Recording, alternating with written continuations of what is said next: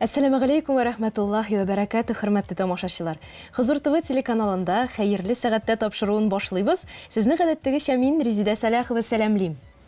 Бүгін студиябызда қонақта Булгар радиосы алып баручысы, карате буенча сары пояс иясе Фаил Гыймадов. Исәнмесез? Ассаламу алейкум. Исәнмесез, саулармысыз? Алейкум ассалам, рахматуллаһи ва баракатуһу. Бик зур рәхмәт килгәнегез өчен, Фаил абый. Сез инде атаклы күренекле радио журналист, кичкенәдән журналист булырга хыялландым дип әйтәсез. Шулай да тамашачыларыбызга сөйләп китик әле. Ничек килдегез бу һөнәргә? Рәхмәт, бик зур рәхмәт. Мине чакырганыгыз өчен беренчедән.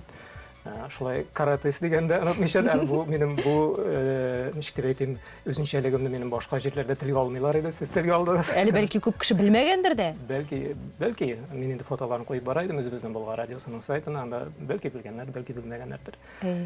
Иҗат эше белән балачактан кызыксына башладым инде. Язу, сызу дигәндәй шигырьләр, минем беренче шигырьләрем Kültesi белән дип әйтик инде алар. Берничә 3нче сыйныфта укыганда басылып чыктылар район газетасында. Анда минем беренче шигырьләремә Равил абый Кукушкин, безнең танылган тәнкыйтьчебез, балалар язучысы, иҗат әһле шулай югары матур бәя биргән иде, шуннан соң мин күңелләрем үсеп китте. Һәм инде мин шул балачагында салына бит инде ул. Менә шуны мин 3нче, 4нче, 5нче гомер мәктәпне тәмамлаганчы инде тоттым. Ул Üstten төшкән күк бит инде. Языла, каләм тибрәтәм, шигырь генә түгел, мәктәптәге яңалыкларны язып бара идем безнең район газетасына. Анда Зия дулкыннары дигән безнең әдәби түгәрәк иде. Анда мин Фирза Раби Муртазин белән Динапа Камалетдинова белән әле яшь чакларымны хәтерлим балачагында. Без мәктәптә укып йөрим, үзем шул Зия дулкыннары дигән безнең әдәби берләшмәгә килә идем. Мәктәптән төрле конференцияларга, Казанга чакырдылар мине ничәнче класста укыганда. Язучылар белән төр язучыларны күреп мин анда шаккатып, рухланып кайткан идем әле күңелемдә. Хәзер тәҗрибә хисләр белән саклана. Менә мәктәптә күргән язучылар берәйме, ләкин инде үзең аларны менә хәзер инде үзеңдә күпмедер күләмдә шул Казанда кайнап, алар белән бергә яшәп, аларны инде мин хәзер үзем тапшыруларыма чакырам. Кайчандыр әле менә яңа гына минем Ринат абый Мөхәммәдиев булып китте, тапшыруымда танылган язучы бит инде әйбит. Аңа 70 яшь тулды, олуг юбилее. Гомумән аның менә китапларын мин укып үскән идем, шулай ук инде аның иҗатын шулай хөрмәт итәм. Һәм шул шәхес менә балачагымда теге минем кумирым булган шәхесләр хәзер инде үземнең тапшыруларымда инде. Менә шулай итеп. Ничек сез шагыйрь булып китмәдегез? Ни өчен? Кайчан тукталды бу? Тукталды дип әйтү дөрес түгел. Сез бүгенге көндә дә шигырь язасыз бит әле, шулай бит. Тик ни өчен менә профессиональ дәрәҗәдә шагыйрь булып китмәдегез? Ул бит инде Аллаһ Тәгалә ничек тәкъдирен язылган, шулайдыр дип уйлыйм. Мин теге бар шул каләм, дөресен әйткәндә яшереп матурым түгел, мин бераз ялкаурак инде. Теге таныйм үземне. Радио журналистикада бәлки минем күрүм шулдыр әле. Менә минем белән практика үткән һәм университетта журналистика факультетында укыган минем каләмдәшләрем, алар газеталарда эшләп йөргәндә, без инде бергә бара идек, төрле сюжетлар эшләргә, төрле заданияләргә дип әйтик инде. Һәм баргачтан алар инде тырыша яза алар иде, кайткачтан язалар әле материал, башка баргачтан мәгълүмат җыялар. Кайткач инде төннәр буе утырып язалар. Ә мин радиожурналист, мин барам, кайчакта телефоннан тиз генә сөйләп алам, кайда кайчан нәрсә булганлыгын, инде интервьюлар алам да, кайткач инде операторлар чистарта гына. Минем теге язасым юк. Ничектер теге язуга мин кара эш дигән кебек карыйдым, шуңа күрә менә җиңелрәк юл сайладыгыз. Җиңелрәк дип әйтимсең, бәлки мине үсендергәннәрдер инде синең тавышың матур, теге әһәңле дип мин практика үткәндә икенче курста мин үттем һәм икенче курстан эшли башладым инде Татарстан радиосында. Шунда әйтик әле, ул 1996 елда иде инде. Мин мәктәпкә кергән ел бу. Инде шактый менә яшьләр бара, инде менә шул чырлардан башланып китте дип әйтик инде. Шуннан да тәҗрибәгез инде бик зур. Радиожурналист буларак үзегездә нинди сыйфатлар булдырырга туры килде? Шуны әйтегез әле. Җиңел бу инде теге язма журналистикадан җиңелрәк дисәк тә, аның бит үз читенлекләре, үз авырлыклары бар. Әлбәттә, әлбәттә. Һәр эшнең үзенең үзенчәлеге инде. Мин теге күпмедер күләмдә шулай артып әйтсәм дә, шагыйрь инде мин булу ничектер шигырь язу мин аңа күбрәк хобби дип карыйм инде. Радио журналистика ул дөрестән дә минем профессиям, ул минем теге мине тукландыручы, минем яраткан эшем. Мин хәтта отпускалардан, җәйгәләрдә мин эшемне яратып чыгам, сагынып чыгам. Аннан соң әле пультларга, микрофоннарга ияләшә алмыйча аптырыйм. Кайчакта мин теге бик озак вакытка китеп баргандай кебек тоела миңа. Шуңа күрә менә шундый нәрсә сорауынча китә. Нинди сыйфатлар булдырдыгыз үзегездә радиожурналистикада эшләү? Беренче вакытта ук менә практикага килгәчтен анда бит инде сиңа характеристика бирәләр, сиңа бәяләмә бирәләр. Анда ул инде ничек дип кешенең нинди икәнлеге, чөнки минем белән берничә шулай дистәләп дип әйтик инде кешеләр килгән иде, ләкин менә алар арасыннан мине сайлап алдылар анда. Ул вакытта конкуренция зур иде, чөнки ул вакытта бер генә радио иде, Татарстан радиосы, безнең күз өстендәге теге йөзек кашы, күз өстендәге каш дип әйтәләр иде. Анда килгәчтә алар инде минем сөйләмемә, минем язуыма, минем үземне ничек тотуыма, ничек итеп тиз оператив эшләвемә, чөнки радионың иң кирәкле таләпләренең, иң кирәкле сыйфатларының берсе, анда бик оператив эшләргә кирәк. Анда тиз эшләргә кирәк, башыңны бик тиз эшләтергә кирәк. Хәтта мин әле шаяртып әйтәм, менә минем әле мин берничә ел радиожурналистика буенча Казан дәүләт университетында шундый курслар алып барган идем. Анда практикага киләләр иде, теге өерләре белән практика үтәргә һәм танышырга безнең радио белән. Мин аларны тиз-тиз таныштырып бирим.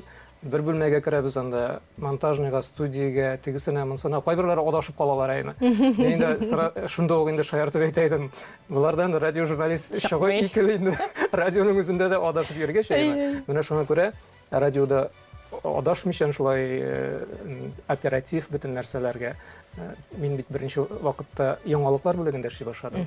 Анда инде чын-чыныгы алдым дип әйтик. Медхат абый Миншин, Минвагыз абый Зайнетдинов, Тәүфик Камалетдинович, Рәзина абый Нуруллин кебек менә шундый шәхесләр, алар миңа илге булдылар дип әйтик инде. Һәм минем иҗатымда бик зур роль уйнадылар.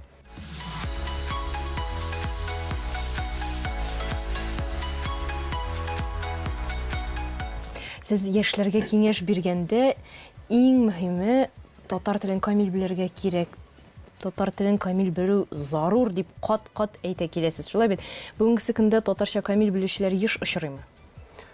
Бердә юк дип әйтеп булмый. Бу кызганычка каршы зур проблема инде ул безнең телебезне аһәңен, аның матурлыгын, аның серлелеген, аның шундый шигырилеген тоеп сөйләм, ул дөрестән дә ярланына бара. Монда инде күбрәк безнең классикларыбызның әсәрләрен укымау дип саныйм мин. Һәм мин инде аны үзебезнең Болгар радиосының җыелышларында да менә минем яшь каләмдәшләрем, коллегаларым, хезмәттәшләрем алдында рецензент булганда ул мәсьәләгә еш кына әйләнеп кайтам. Чөнки иртәнге каналларыбызда менә безнең шаярып эшлибез бит инде элегрәк чәкчәк иде, шулай иртәнге чәй хәзер аларга да башка менә безнең килгән каләмдәшләремә дә әгәр инде менә телне бездә матур итеп сөйләшмибез икән, бездә үзебезнең телебезгә мәхәббәт ярату тәрбияләмибез икән, бездә теге чүп-чар сүзләр кушып, башка тел сүзләре кушып сөйлибез икән инде.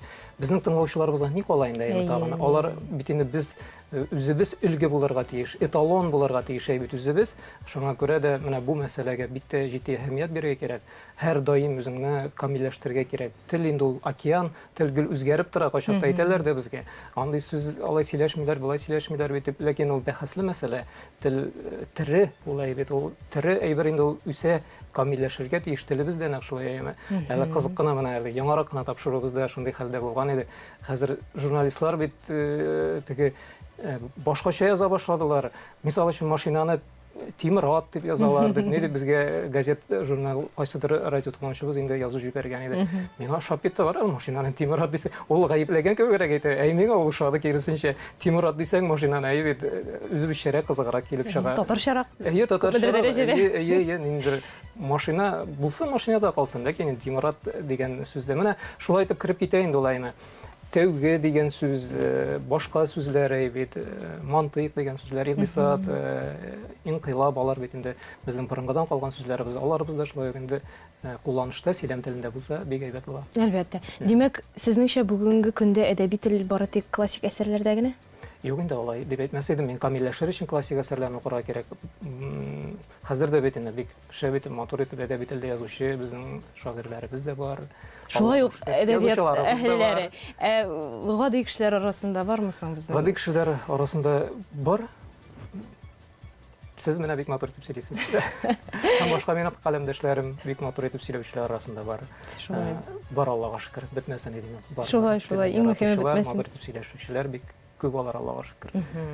Дин темасына күчсәк, исламда туганны туган итеп, туганнарча җылы мөнәсәбәттә яшәү бу бик мөһим мәсьәләләрдән санала, шулай бит. Сез үзегезнең бер туганнарыгызны искә алганда бигрәк тә җылы мөнәсәбәтегез сизелә. Сез энегез белән сеңлегезгә терәк, әйдәгез әле безнең тамашачыларыбызга да якыннарыгыз турында сөйләп китегез әле.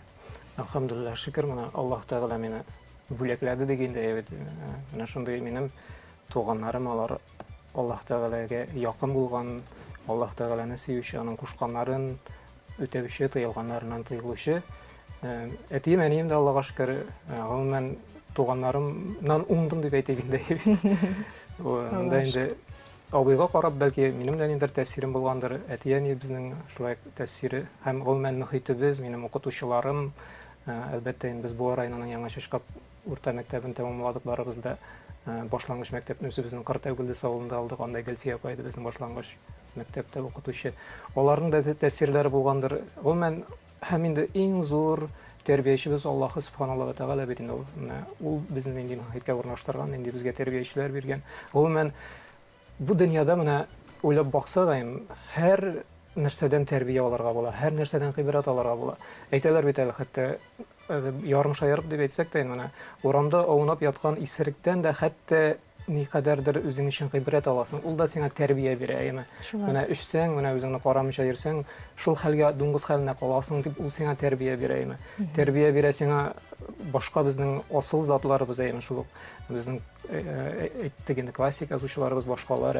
Туганнарыма килгәндә, әлхәмдулилlah, минем сеңлем бар, энекәшем бар, сеңлем Гөлнар, энекәшем Ильяс, әле энекәшем менә хаҗда да булып кайтты яңа гына.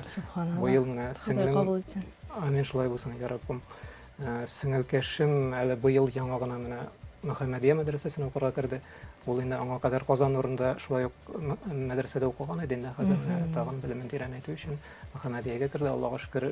Әнием дә шуны тәмамлады, Мөхәммәдияне. Сездә ялгышмасам, энегездә? Энекәшем дә шуны тәмамлады. Үзем дә шуны тәмамладым. Менә шундый махсус дини белем алу бу бит инде бик зур адым. Ничек килдегез бу адымга? Зур бәхет инде ул. Аллаһ Тәгалә хәдисләрдә әйтелгән бит, Аллаһ Тәгалә үзенә сөйгән бәндәсен дин юлына бастырыр дигән, дингә кертер дигән. Мин аны Аллаһ Тәгаләнең рәхмәте дип кенә әйтә алам. Әлбәттә, сынаулар да булды, булмады түгел инде. Сынау Аллаһ Тәгалә бу дөньяга без бит инде сынау йорты диелгән Коръән Кәримдә. Сынар өчен килгәнбез, без сыналу өчен. Һәм нинди генә авырлыкны да менә сынау дип кабул итсәк, бик җиңел ала. Аллаһ Тәгалә хәдисләрдә әйтелгән бит инде. Мөселман кешесенә авырлык килсә дә, ул әлхәмдулиллаһ шөкер дип үзенә савап ала, җиңеллек килсә дә, әлхәмдулиллаһ шөкер дип үзенә савап ала. Менә бу дөньяда бирелгән һәр нәрсә, аның хикмәте бар, юкка гына түгел. Һәм минем Мөхәммәдияны тәмамлавымда инде менә шул хәзерге вакытта бит инде мин Болгар радиосында хак дин тапшыруын алып барам. Һәм анда безгә атна сайын килә безнең имамнарыбыз, дин эшлекләре. Менә алар белән әңгәмәләр карарга миңа инде бик җиңел. Алар хәтта үзләрдә әңгәмәләр барышында теге хәдисләрне, башка нәрсәләр онытып җибәрсәләр, бу ничек булар файлап дип мине сорап алалар. Миңа рәхәт менә алар белән әңгәмә кору.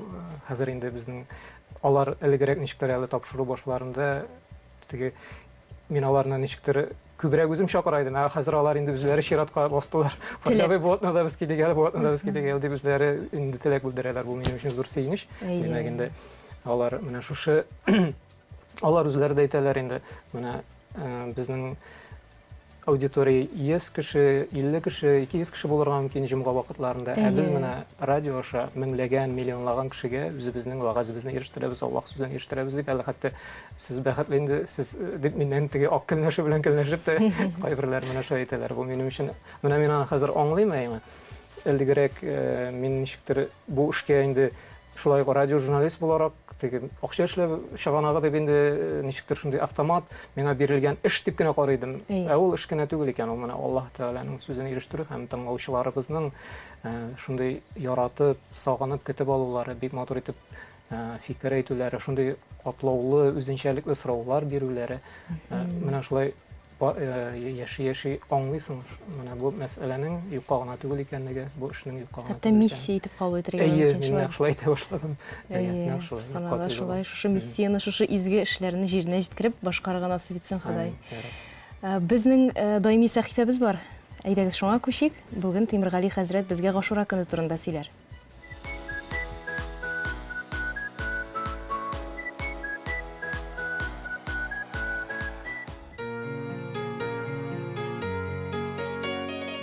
Бисмиллаһир-рахманир-рахим. Гашура 10 дигән сүздән алынган. 10. Ул Мөхәррәм аеның 10-нчы көнендә билгеләнеп куелган көн дип әйтергә кирәк. Ашура көне ул Мөхәррәм айының 10-нчы көне. Шул көнне билгеләнеп куелган безнең бер бәйрәмебез. Ни өчен Ашура нәрсә белән аерылып тора?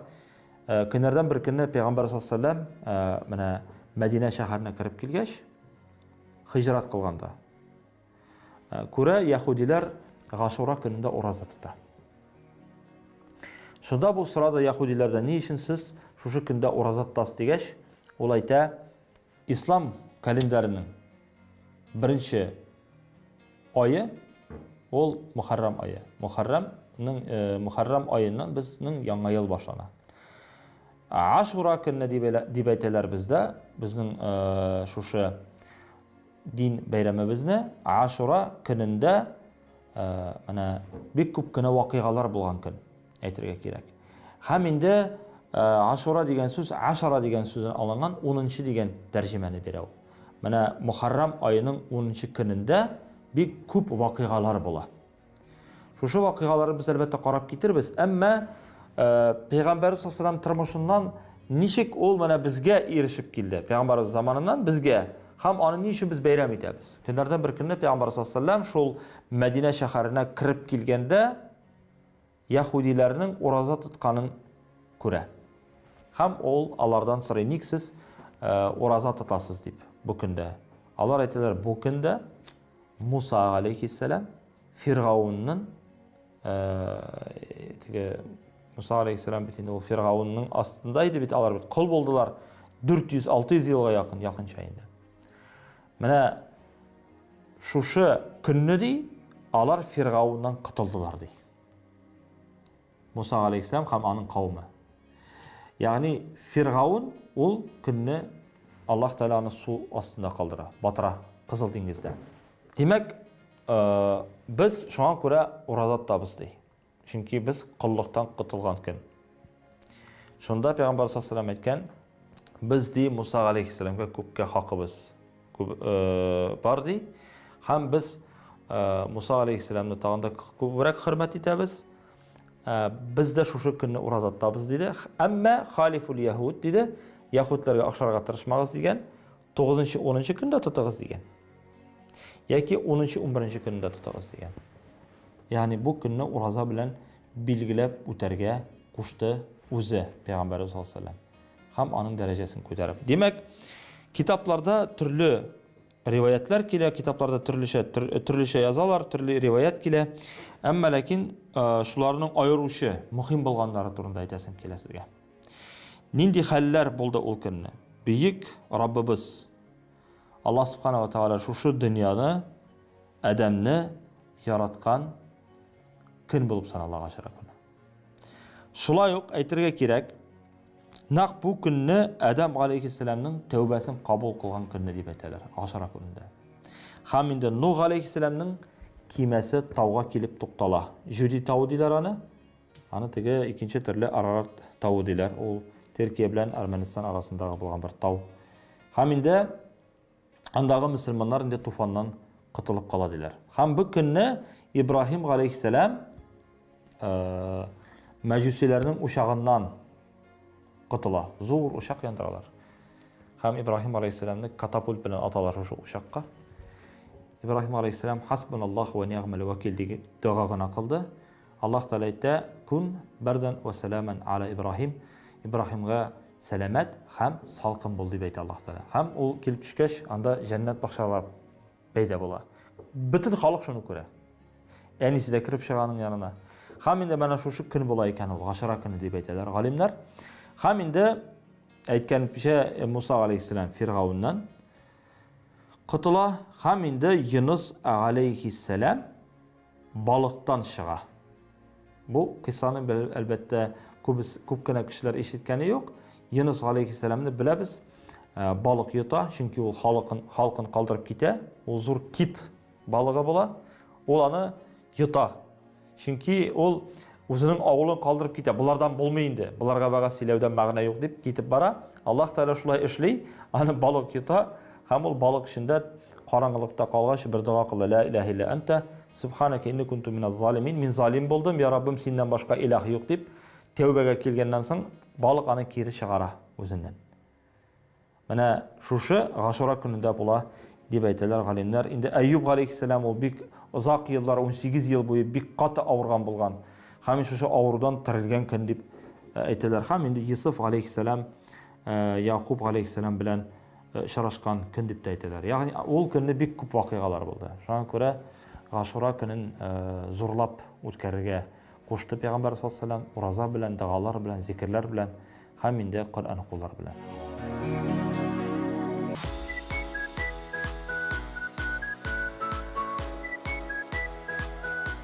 Хөрмәтле тамашачыларыбыз, без дәвам итәбез. Бүген студиябызда кунакта радиожурналист Фаил Гыймадов. Фаил абый, әйтегез әле, менә дин таләпләрен үтәргә эштә чакта ниндидер кыенлыклар туамы? Мен андай авырлыклар, кыенлыклар тоймыйм. Мисал өчен, әле безнең Болгар радиосының намаз бүлмәсе бар иде, ләкин ул вакытлы ганадыр дип уйлыйм. Бездә хәзер бик зур төзекләндерү эшләре, ремонт эшләре бара. Чөнки безнең Болгар радиосында хәзер Яш ТВ, Шаян ТВ да килде, Мәйдан каналы да килде. Без хәзер арттык анда, ләкин без бик дус яшибез. Шуңа күрә бүлмәләрдә төзекләндерү эшләре бара, кешеләрне кая утыртырга, намаз бүлмәсендә әлегә безнең. Ләкин безнең бүлмәләребез зур, намаз укып алар өчен дин таләпләрен иң мөһим намаз бит инде. Анда теләк булса, шмакта да урын табып була. Безнең бәдрәфләребез шундый чиста, матур, анда махсус тәһарәт алу өчен махсус итеп эшләнелгәннәр һәрберсе. Хәзер тагын да уңайлырак. Гомумән динне каплауландырмагыз, җиңеләйтегез дигән бит инде хәдистә. Бу мәсьәләне мин теге эшебездә намаз укый алмыйбыз, тегеләй булай ди, ураза туту авыр диючеләрне мин бәлки башта үзем дә шулайрак булгандыр инде. Хәзер бөтенләй теге аңлый алмыйм анда. Ничек авыр булса инде 3 минут, 5 минутлык әйбер бит инде ләйме. Бернинди дә авырлыгы да юк. Шулай, иң мөһиме Ходай кабул итсен. Әйе, иң мөһиме йөрәктә булсын. Сез үзегез әйткәнчә инде хак дин тапшыруын алып барасыз һәм татар мәйданы тапшыруларын алып барасыз. Берсе дин турында, берсе татар халкы турында. Милләт темасы бер караганда бик айырмалы тапшырулар, икенче яктан караганда уртаклыклары да бар. Шулай бит.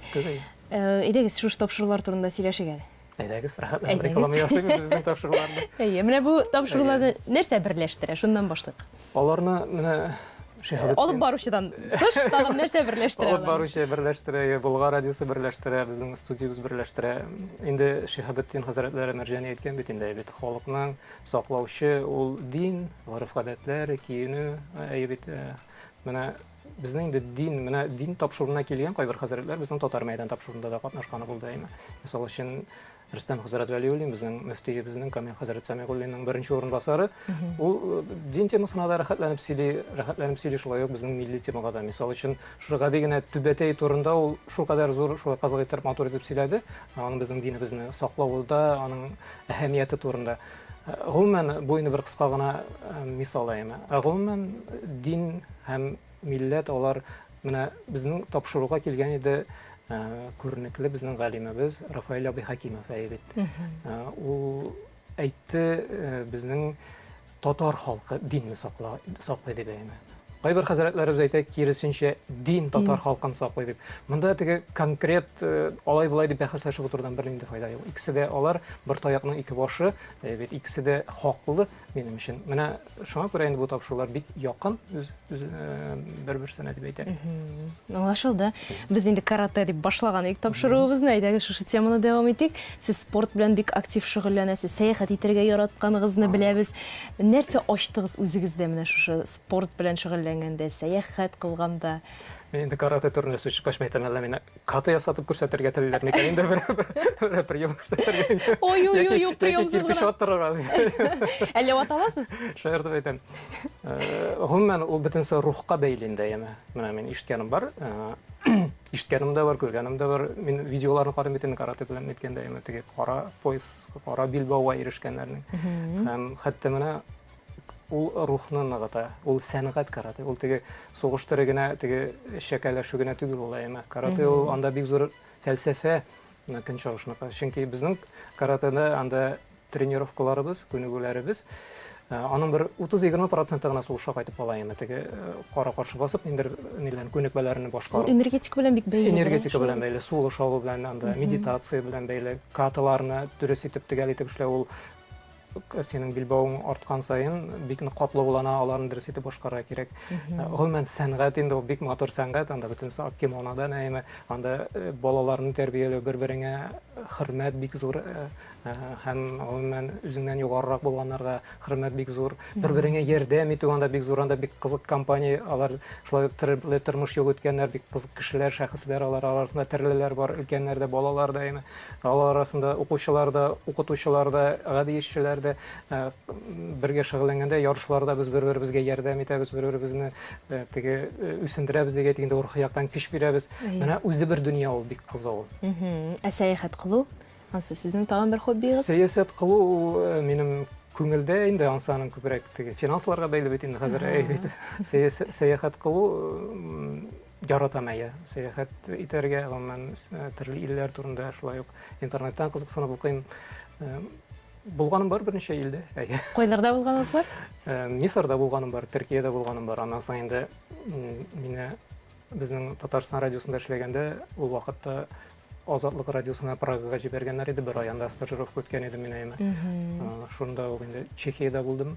Анда яшәдем, анда шулай ук мәдәният белән таныштым, кешеләр белән таныштым. Гомумән ул кайда булса булу, ул бит инде үзеңә күрә бер дөнья ачу әйме. Теге йөргән Ташмара ди, тел өйрәнәсең, төрле кызыклы шәхесләр, кешеләр белән танышасың, искиткеч дөнья инде. Аннан ничектер рух яктан баеп, менә үзгәреп кайтасың, бөтенләй башкача була мөхитең. Һәм мин менә безнең тамашачыларыбызга да шундый киңәшем бирәсе килә. Алар да менә вакытлары булса, акчаларын кызганмасыннар, кайда булса барып кайтсыннар, һич тә үкенмәячәкләр. Чөнки хәтта менә интернетта шундый җөмләдә укыган идем, мин белән килешәм. Кеше үзенең гомер азагында үкенәчәк икән Сәяхәт кылмаганга, әйе. Шуны күрә үкенмәслек булсын. Шулай, үкенечкә калмасын, сезгә дә яңа илләр, тагын яңа дөньялар ачырга насыйп итсен, Алла бирсә.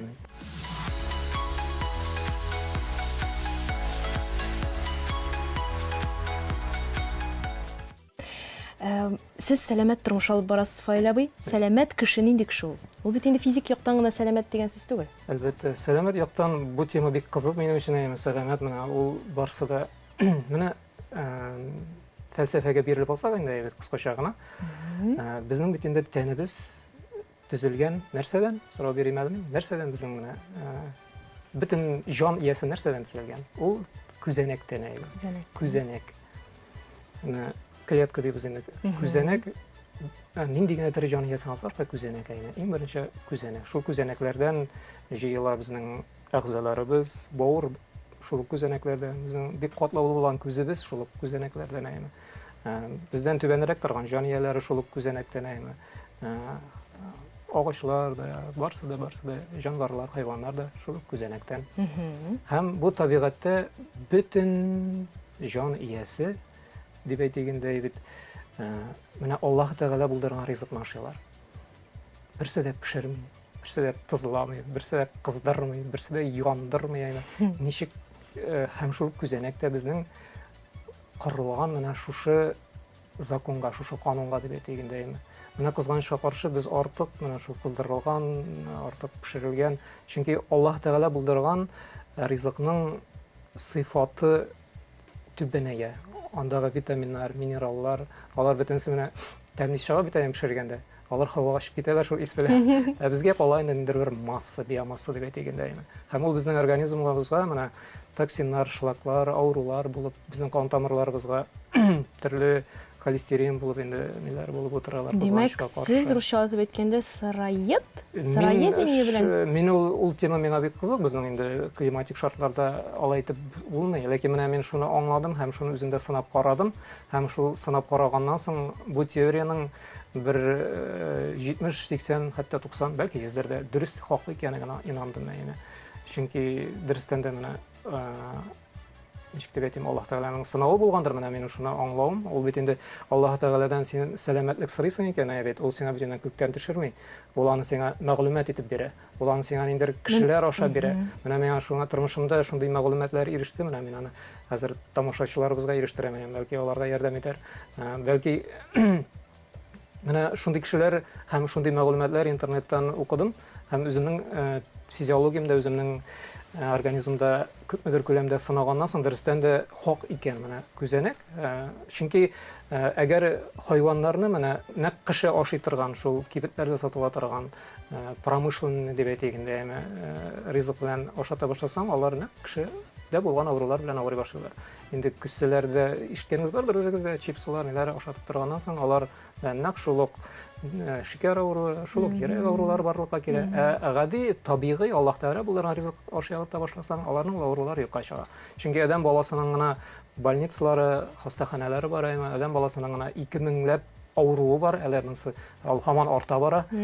Врач табибларыбыз безнең алар яңадан яңа авыруларны табалар, аларны дәвалар өчен дарулар һәм алар кыйммәтләнә бара. Бөтенсе бик гади икән. Аллаһ Тәгалә кушканны үтисең, Аллаһ Тәгалә кушканны эшлисең, Аллаһ Тәгалә кушканны ашыйсың, Аллаһ Тәгалә кушканча яшисең, сиңа бернинди авыру калмый. Демәк, сез нәрсә белән тукланасыз, Фаил абый? Кыздырмыйсыз, артык тызламыйсыз, парда пешереп ашыйсызмы?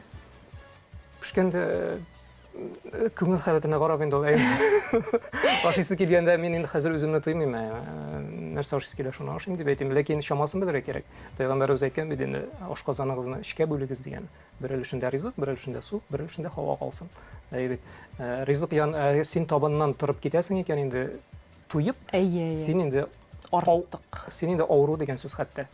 Ул инде теге бирән авыру дип әйтәләрдер инде, бәлки алай ярамый, менә үзеңне контрольдә тотарга кирәк. Кешенең шундый халәттә йөрергә тиеш, азрак кына ашыйсы килеп йөрергә тиеш. Менә шул халәттә йөрсәң, без үзебезнең органнарыбызга нагрузка китермәйбез. Һәм алар үзләренең функцияләрен камил итеп башкаралар. Ахырына кадәр безнең тәнебездә бернинди кирәкмәгән әйберләр җыелмый һәм безнең иммунитетыбыз читкә таеп булмый. Чөнки кешенең авызыннан дип әйтгәндә, турысын әйткәндә, арткы юлына кадәр 11 метр безнең шәклекләре безәйме. Һәм менә кыргый җанварларның инде кемнәрнең ит ашарга, шундый ризыкка килгән, аларның кыска гына, аларның чөнки ашады чыгып та китә. Безнең ул менә шәклекләрдә, ничек дип әйтим, ятып безне агулыйлар дип әйтик инде. Шу авыр ризыклар. Шуңа күрә аларны бик ашамаска тырышырга кирәк дип әйтергә киңәш бирәм. Тиз арада организмнан чыгып китсен. Тиз арада ул безнең чыгып китсен дип түгел, тиз арада безгә аш булсын дип әйтәләр бит халкыбызда. Тиз арада безгә шифа бирсен, тиз арада безгә энергия бирсен.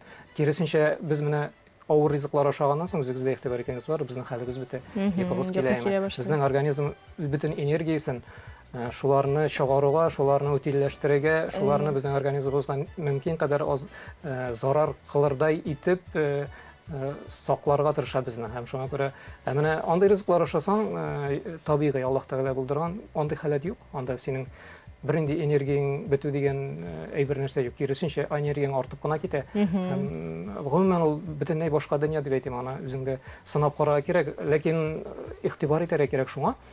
Менә табигый ризыклар ашый башлагач, организм чистара башлый бик каты. Чөнки организм башта хәл бетә ул.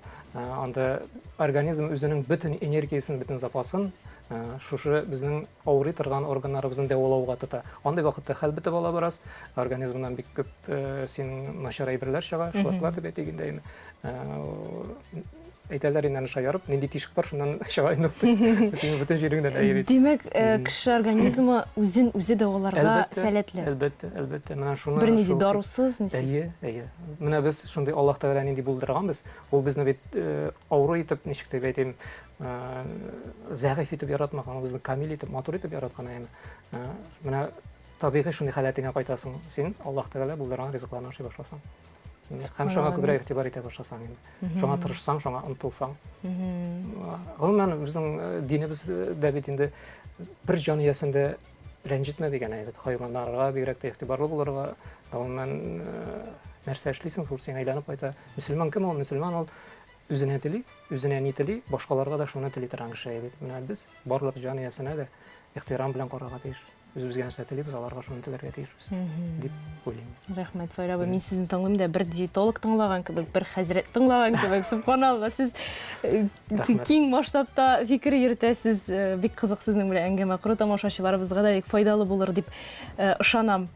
Сезнеңчә, кеше ни дәрәҗәдә шәхси һәм иҗтимагый тормыш белән яшәргә тиеш? Әйтегез әле.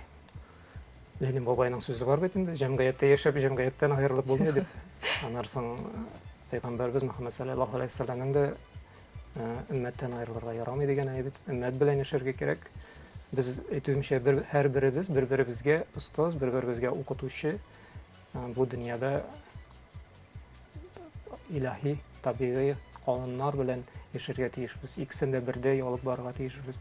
Гомумән, ике дөньяны бердәй алып барыгыз диелгән бит инде хәдисләрдә дә. Ахиратны да, дөньялыкны да кемнеңдер гади генә киңәше, җылы сүзе әйбит. Бу дөньяда бер нәрсә дә тузан бертеге кадәр изгелек тә юкка чыкмый бит ул. Һәрберсенең иясенә барып ирешә. Кемгәдер ул бик тормышында зур шундый әһәмиятле бер булырга мөмкин әйбит. Шуңа күрә шулайрак җавап бирәм инде. Рәхмәт. Файра абый, иң яратып әйтә торган сүзегез нәрсә? Нинди сүз ул? Хәерлесе булсын дип әйтергә бик яратам мин. Безне тапшыруга да туры килә күпмедер дәрәҗәдә. Безне тапшырыбыз хәерле сәгатьтә. Сезнең яраткан сүзегез хәерлегә булсын. Хәерлесе булсын. Хәерлесе Нәрсә генә булса да хәерлесе булсын. Хәерлегә юрарга кирәк. Һәр нәрсәне, аның бер риваяте дә бар бит әле бит. Вакытыбыз бармы? Бар, бар. Менә бер кешенең гади генә, тиз генә була ул хәзер. Улы булган айма, атлары булган. Бер заман аның атлары качып киткән. Һәм ул әйткән, моны кешеләр инде, син атларың качып киттең, һәм ничек син яшисең? Ярый, хәерлесе булсын. Улы булган, улы шул башта булайрак булган инде. Шул атта йөргәндә улы егылып чыгып кулын сындырган, аягын сындырган, гарип калган инде. Бердән бер улың инде ярар, ярый, хәерлесе булсын дигән. Аннан атлары качып киткән. Анда да хәерлесе булсын дигән. Бер заман сугыш башланган әйбит. Бөтен кешеләрне армиягә ала башлаганнар. Армия нәрсәгә сугыш башлагач, ул бит инде үлем. Моның улы гарип, алмаганнар әйбит. Ярар, саклап булса да исән сау калган. Бер заман качып киткән атлары бер табун, бер башка кыргыятларны ияртеп кайткан. Менә тормышта Аллаһ Тәгалә шулай итеп куя, ул әйбит, без теләмәгән, без кайчакта безнең өчен начар кебек тоелган әйберләр, күпмедер вакыт үткәннән соң алар безнең өчен бик зур табыш, безнең өчен бик зур хикмәт, безнең өчен бик кирәкле әйбер икән дип мин уйлыйм. Һәм һәр вакытта да нәрсә генә булса да мин шуңа күрә менә шул сүзне кулланам инде. Хәерлесе булсын. Аллаһ Тәгалә язмаган нәрсә булмый ди. Шуңа күрә артык борчылмыйча, артык хафаланмыйча, хәерлегә булсын дип юрап, сынау итеп кабул итеп, шөкранә кылып яшәргәсен. Амин. Шулай Аллаһ Тәгаләнең хәерсез эше булмас дип әйтәләр. Нәкъ шулай. Бик зур рәхмәт Бер акыл иясе әйткән, Аллаһ Тәгаләдән мин сорыйм, Аллаһ Тәгалә бирсә бер шатланам, ул бирмәсә 10 тапкыр шатланам дигән. Чөнки беренчесе минем теләгем иде, икенчесе Аллаһ Тәгаләнеке дигән.